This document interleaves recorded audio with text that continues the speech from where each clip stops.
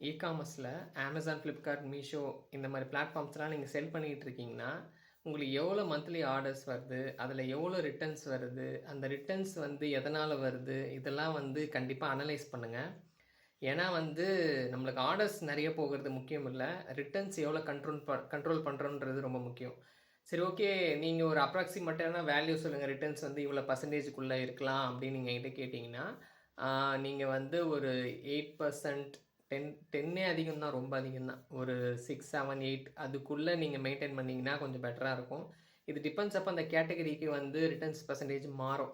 ஏன்னா கார்மெண்ட்ஸ் கேட்டகரிலாம் வந்து உங்களுக்கு நிறைய ரிட்டர்ன்ஸ் வரும். ஏன்னா அது சைஸ் பத்தலை, கலர் நான் நினச்ச மாதிரி இல்லை, டிசைன்ஸ் நான் நினச்ச மாதிரி இல்லைன்ட்டு நிறைய ரிட்டர்ன்ஸ் வர சான்ஸ் உண்டு. ஸோ இது வந்து டிபெண்ட்ஸ் அப்போ அந்த கேட்டகரியை பொறுத்து இந்த ரிட்டர்ன் பர்சன்டேஜ் மாறும்.